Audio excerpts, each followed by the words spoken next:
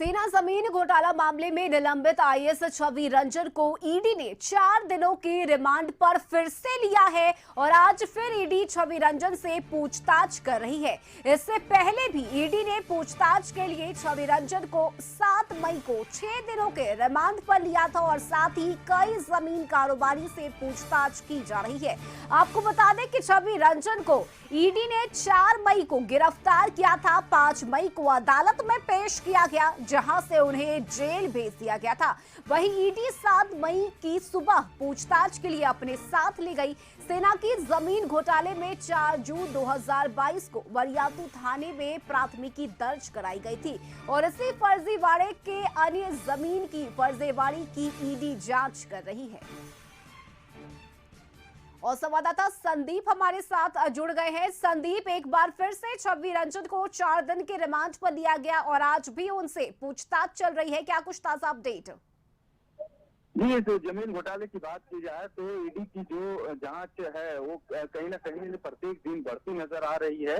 यही वजह है कि अब तक इस पूरे मामले में 8 लोगों की गिरफ्तारी हुई है, जिसमें 6 जमीन माफिया हैं, एक अंचल कर्मी और एक आईएएस अधिकारी छवि रंजन। हालांकि छवि रंजन से 6 दिनों तक पूछताछ हुई, जिसके बाद रिमांड की अवधि समाप्त होने के बाद कल उनको फिर से कोर्ट में प्रोड्यूस किया गया और 4 दिन की रिमांड फिर से छवि रंजन से पूछताछ के लिए ईडी को मिली है।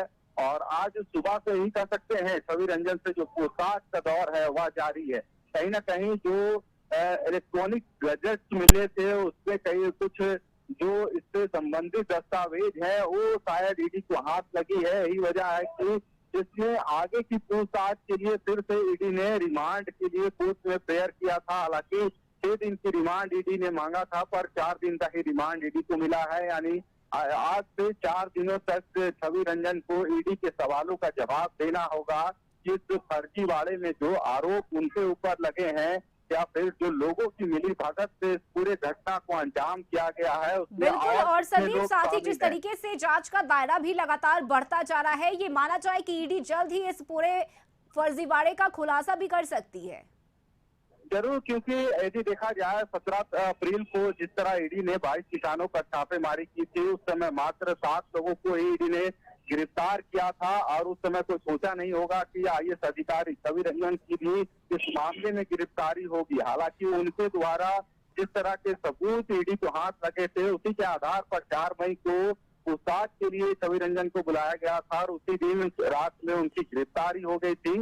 5 मई को उनको कोर्ट में प्रोड्यूस किया गया और 6 मई को रिमांड में लेने के लिए उनको 6 दिन का रिमांड ईडी को मिला और 7 तारीख से 12 तारीख तो 6 दिन का रिमांड था। उस दरमियान ईडी ने कई सवालों की बौछार छवि रंजन के समक्ष रखे, कई सवालों का जवाब मिला। कुछ सवालों का जवाब अब भी ईडी चाह रही है। वहीं जो टेक्निकल जो गैजेट्स मिले हैं उसमें गैजेट में भी जो बातें इससे संबंधित है उसकी भी जांच ईडी लगातार कर रही है।